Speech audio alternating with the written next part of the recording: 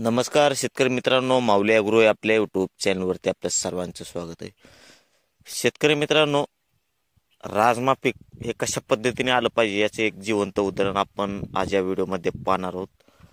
कमी नाही पण साधारणपणे एकरी साधारणपणे 10 क्विंटल प्लस या प्रमाणात जर उतार नाही पाडला तर नंतर मला सांगा, तुम्हाला त्याचा रिझल्ट देखील दाखवीन ज्या टायमाला आपण हे मळणी चालू करू. तर व्हिडिओ शेवटपर्यंत पहा आणि आपल्या चॅनलवर जर नवीन असाल तर आपल्या चॅनलला सबस्क्राईब आणि व्हिडिओला लाईक नक्की करा. तर शेतकरी मित्रांनो, राजमा पीक हे भरपूर प्रमाणामध्ये आपल्याला पैसे देणारं पीक आहे. कमी कालावधीमध्ये, कमी मेंटेनन्समध्ये आणि बाजारभाव देखील चांगल्या पद्धतीने ह्या पिकाला लागतो.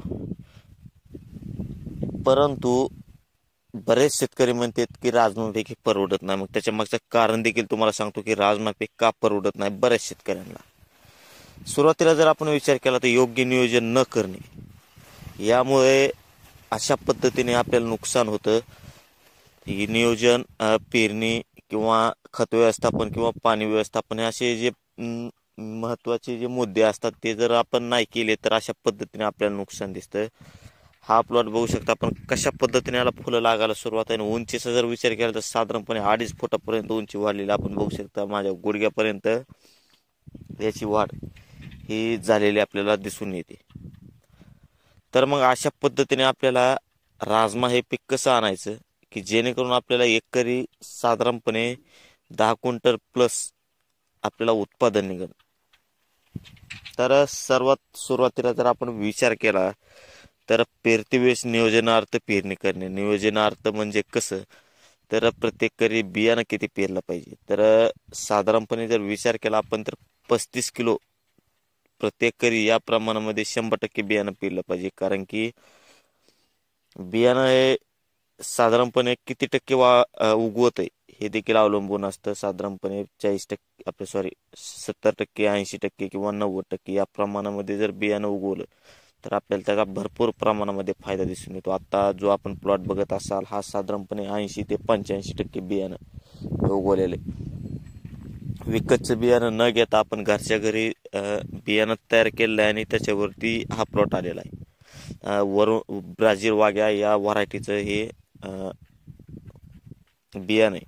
आपण याला फुलं देखील बघू शकता कशा पद्धतीने फुलं आलेत आणि शेंगा लागा देखील सुरुवात. तर सर्वात महत्त्वाचं पेरते वेळेस बियाणं आपण प्रत्येक साधारणपणे 25 किलो या प्रमाणामध्ये बियाणं हे पेरलं पाहिजे.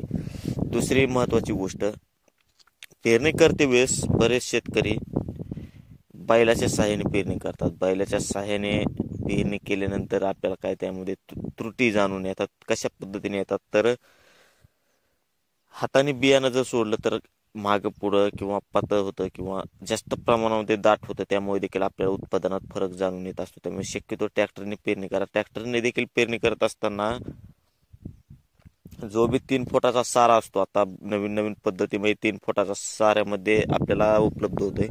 त्यामध्ये पेरल्यानंतर 3 नळी एका साऱ्यामध्ये आपल्याला दिसतात आणि भिजवण्यासाठी देखील समतोल पाणी चालतं. म्हणजे पूर्ण सारा आपला चांगल्या पद्धतीने ओला होतो.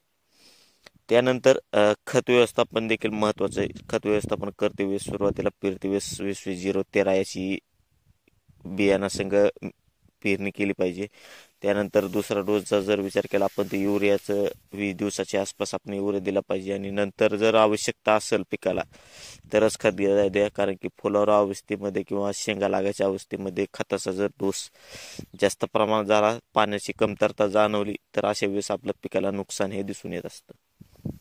त्यानंतर आंतरमशागत करणं हे देखील महत्त्वाचे. आंतरमशागत म्हणजे जे बी आपलं तण वापतंय, तण जर चांगल्या पद्धतीने नियोजन नाही केलं त्याचं तर काय होतं, तर आपल्या पिकाला वाढण्यासाठी भरपूर प्रमाणामध्ये त्याला घट निर्माण होते. जे बी आपण फवारणी करतो किंवा खत व्यवस्थापन करतो अशा वेळेस पूर्ण जे तण असते ते तण पूर्णपणे वेचून यायचं काम करत असतं. सोयाबीन देखील काढून घेणं अत्यंत महत्त्वाचं आहे. बरेच शेतकरी म्हणत असतील की राजमा पिकामध्ये सोयाबीन आल्यानंतर आपल्याला दुहेरी पीक हे चांगल्या पद्धतीने होईल, काही ना काहीतरी होईल. पण अशी चूक करू नका. कारण की सोयाबीन हे असं पीक आहे की बाकीच्या पिकाला ते मारण्याचं काम जास्त प्रमाणामध्ये करत असते. त्यानंतर काढते वेळेस देखील थोडं शेंगा ओलसर असल्यावरतीच काढा, कारण की जर जास्त प्रमाणामध्ये जर आपण त्याला वाळून दिलं तर नंतर राजमा फुटायला जास्त प्रमाणामध्ये सुरुवात होते, शेंगा फुटायला सुरुवात होतात आणि त्यामुळे देखील आपल्याला नुकसान हे दिसून येतं. तर शेतकरी मित्रांनो, व्हिडिओ कसा वाटला? व्हिडिओ जर आवडला असेल तर आपल्या व्हिडिओला लाईक आणि यूट्यूब चॅनलला सबस्क्राईब नक्की करा. धन्यवाद.